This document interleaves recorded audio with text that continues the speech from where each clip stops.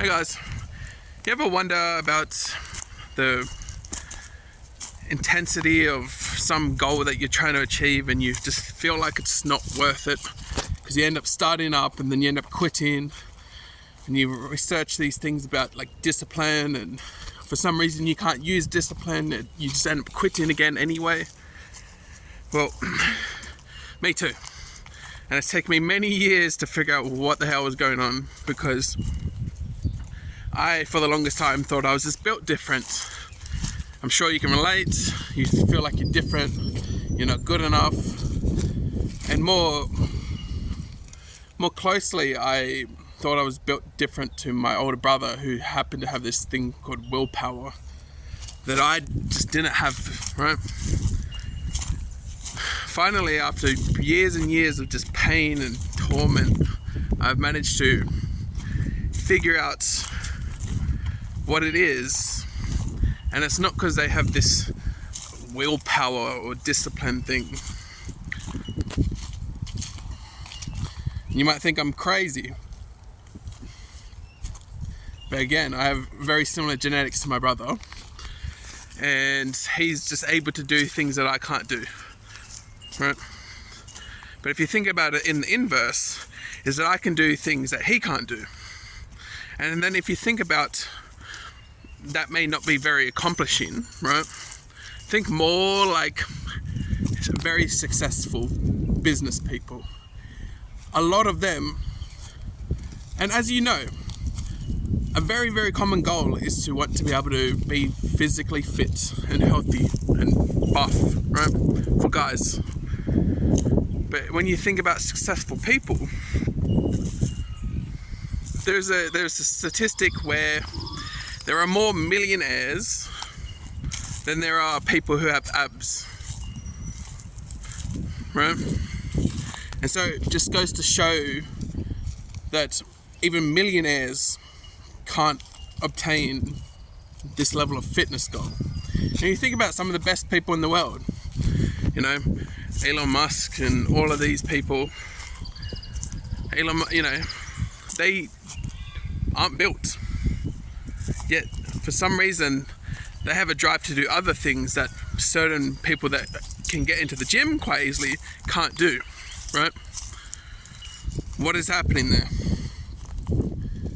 All it is a value difference. That's the difference between me and my brother, is that I valued different things to him. He valued different things to me. Now we all want the same goals, like main goals, right? But some of us want it more than others based on what? Not genetics, based on experience and education and our interpretation of that value, right? So two people, say a gamer and a gym bro, they see the gym bro be buff as fuck. Both of them like the idea. And the gym bro knows a lot more about the gym though, right? Gym bro knows a lot more though. Because he's not just seeing this reward, he sees the other rewards too. And so he has more value in his mind. For example, the gamer, his value for playing games is it's comfortable, it's easy, and I get to relax. And so I'm achieving the goal of relaxation and enjoying my peaceful time, right? Whereas a gym bro would see that he knows that he could be enjoying his life way more than just the physical body thing. Because the physical body being buff, it's good, it's functionality, it's health, but what do those lead to, right? So functionality, sexual opportunities, business opportunities, like social respect, which leads to business opportunities, sexual opportunities. Aging slower, meaning you are actually less tired over time. You outright can enjoy life more. You aren't socially anxious as much because you have confidence. You have all of these benefits, right? So many benefits. And so when you lay it down on the table, It's no wonder the gym guy knows to get into the gym, whereas the gamer goes into the game thing because that's all he knows. He doesn't know much about why it's so important. And often enough, education may not be enough to understand it. You might actually have to see anecdotal cases, or you might need to personally experience something yourself. Whereabouts do we see this? Right? Think about when someone is, say,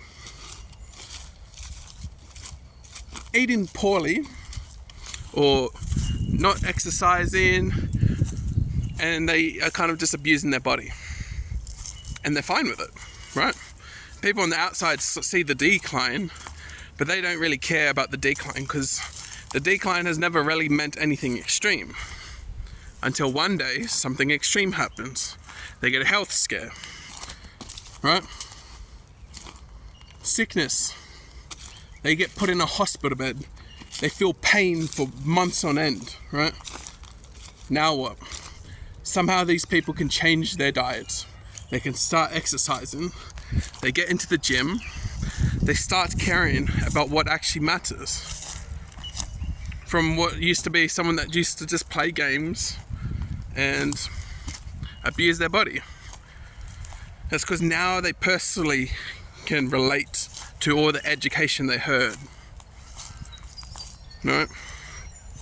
Because you hear about from other people, but sometimes you don't hear all of the information and you just don't relate. You can't understand because they never taught you in a way that allowed you to relate.